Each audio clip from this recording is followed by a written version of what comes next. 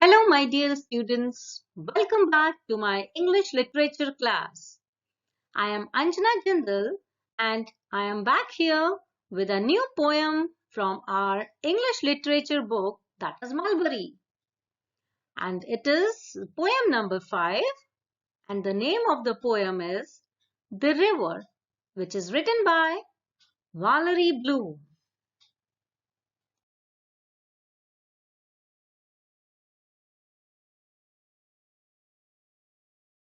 So, children, firstly, I would like to tell you something about the poet of this poem, who is Valerie Bloom. Valerie Bloom was born and grew up in Clarendon, Jamaica. Much of her life and work has been influenced by the Caribbean life and culture. Valerie's work first became known when she won a national competition. Later, she moved to England, where she now lives with her family in Kent. Her work has been published in over 200 anthologies. You know what is an anthology? Yeah, it is the collection of poems. So let's enjoy one of her works.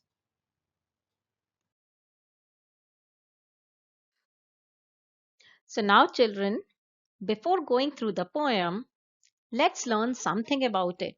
Means what the poem is about. So, children, you all know that a river journeys from the mountains to the plains. Yes. So in this poem, the poet describes the river as if it is a person who does different things and has many different moods. The poet has written the poem from the point of view of a river and has personified it. Yes. And this poet has discussed about the ups and downs of the river when she sets her journey from a mountain or a hill to the human civilization. So, children, it is a very different poem and, of course, an interesting one. So, let's enjoy it.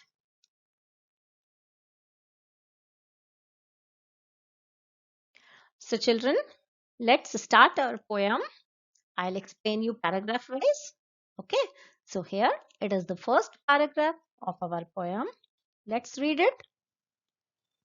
The river is a wanderer, a nomad, a tramp. She doesn't choose one place to set up her camp. Okay, children, before moving to the explanation, let me ask you one question. That is there any one specific location of a river? Does a river has an address like we have? Of course not.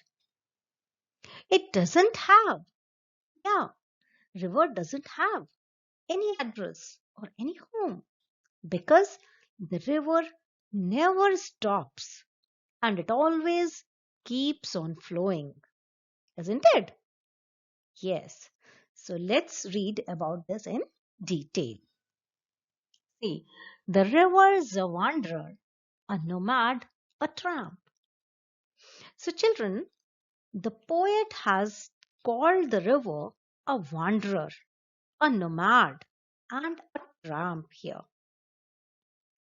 You know, children, who is a wanderer? Who is a nomad or tramp? Yes, a wanderer is a person who travels around many places rather than settling in one place. A nomad is a person moving one place to another with all the belongings. Or a tramp means a person who does not have a specific home and keeps on moving from place to place. Yes. Okay, students, um, have you all noticed something? Have you all noticed something here in these lines? Yeah, that the poet has referred the river to a person. Yes. And what does that mean? Of course, yes, the poet has used personification here. Yeah, he has referred the river to a person who wanders or visits from one place to another and has no specific home. Yeah, she doesn't choose one place to set up her camp. Children, we learned that the river has no house. Then, if a person has no house, then can he stay at one place? Can he choose one place to set up as his home? No, he can't. Similarly, the river too doesn't have a specific place to be called as its home. And so she cannot choose a place to set up her camp or her home. And she wanders around places. Isn't it? Yeah, so this is what this paragraph means. So now let's move to another paragraph.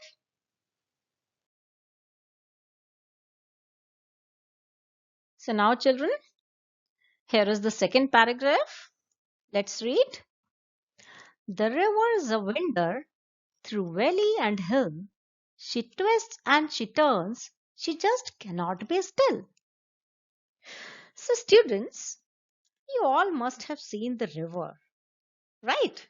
Yeah, for example, Ganga, Yamuna, and many other rivers, no?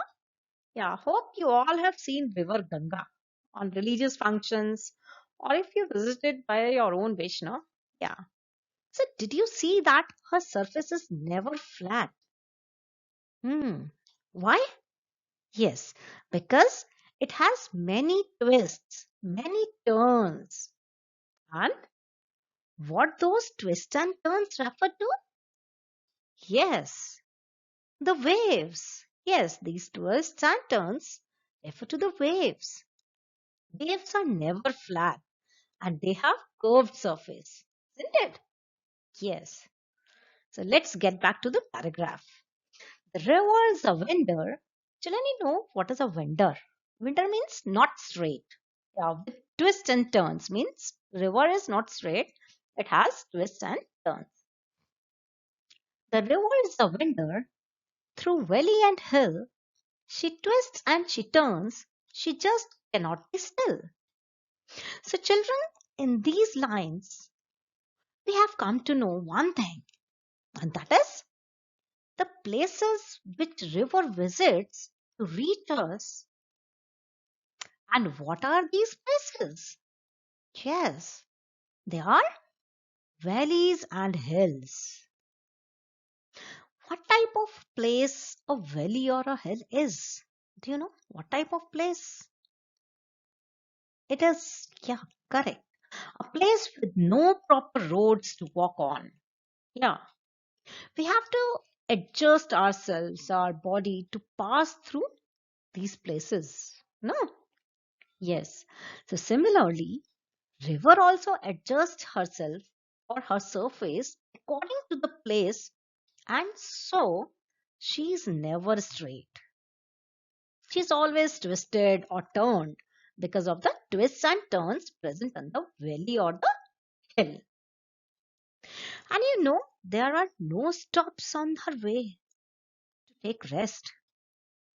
No stoppages are there. No stops are there so that river can take uh, a rest a little for a little while. No, yeah, it has no stops, isn't it? Yes, it has no place to rest, so it can't stop at one place. So, children, have you ever seen a river still? I have never seen. I have never seen any river standing still. Yes, river is never still. It has to keep on flowing, isn't it? Yeah. And why? Why it has to keep on flowing? Because she's a wanderer, as we studied in the previous paragraph, no? Yeah. And so, being a winder, she passes through all the twists and turns and she cannot be Well,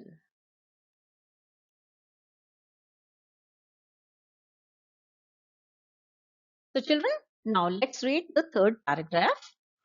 The river is a hoarder and she buries down deep and all those little treasures she wants to keep.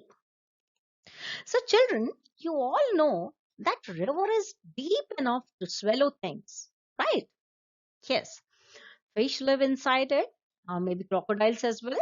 Yeah, it has stones inside her, and whatever we throw in her, she swallows it, isn't it? Yes, she collects and stores all the things in her way, and that's why she's called a hoarder. Yes, so let's read the lines again. The river is a hoarder, and she buries down deep. So, children, as we discussed, a hoarder is a person who collects and stores things. And why river is called a hoarder? Yes, as she walks to different paths, she collects small stones, pebbles from there and stores them deep inside with her. She buries all the treasures which come in her way. Or we can say that she swallows them.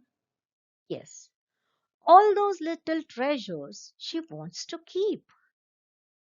So, children, what are the treasures or the little treasures for a river?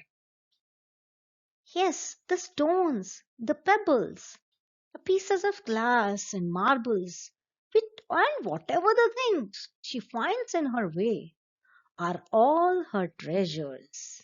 Yes.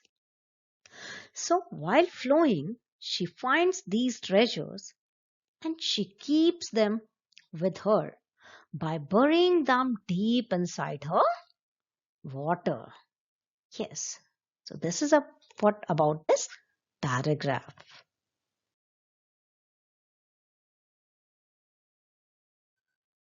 So children, here is the fourth paragraph. Let's read it. The river is a baby. She gurgles and hums and sounds like she's happily sucking her thumbs. Yeah. The children, you all have heard the voice of a river, no? Yeah. You all have listened. How pleasantly river gurgles. And you know what does gurgle mean? Yeah, it means sounding like a baby when it's happy. And river sounds so happy now and also emitting positive vibes, isn't it? Yes, she hums with us. When we enter inside the river, she touches our body and makes sounds like when a small child holds our fingers and laughs freely, isn't it? The same way it seems that river is also happy. She hums with us. She has waves with her, which make her look more energetic and joyful. Yes. Children, can you all imagine why River is happy? Why River is happy and sounds like a child? Yes, because she has the freedom. Yeah, she has the freedom to roam wherever she wants. She visits different places and collects her little treasures which she wants to keep with her. Yeah, and as I talked about the waves in the previous paragraphs, no? Yeah. So then one more thing it depicts. Yes, and that is that it seems as river is sucking her thumbs. River is sucking her thumbs and that's too out of happiness. Yeah. So this is what this paragraph means. Now let's move to the last paragraph.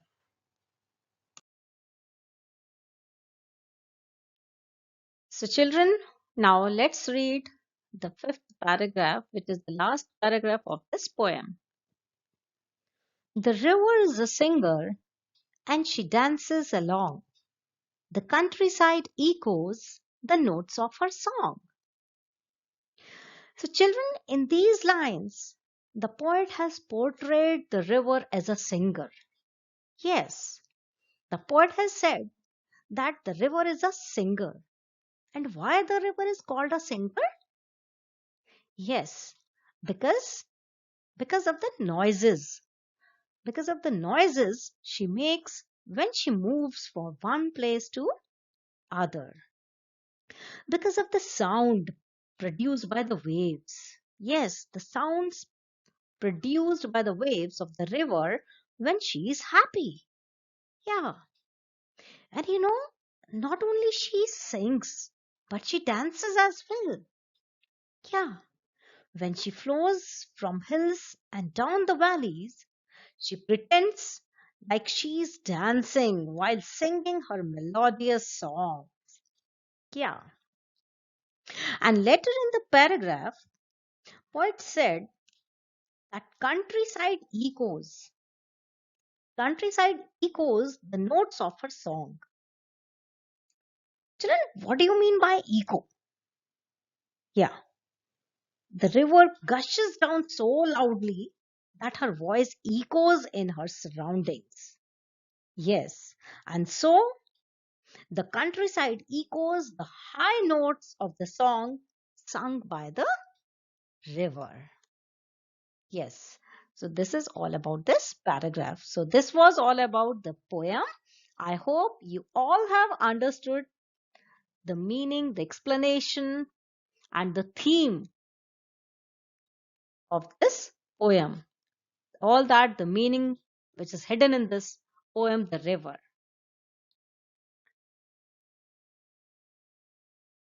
So, now, children, I hope that you all have enjoyed the poem well. So, now it's the time for your home assignment. The children read the poem again and learn this poem by heart and write it in your mulberry copy neatly. Okay? So, bye bye.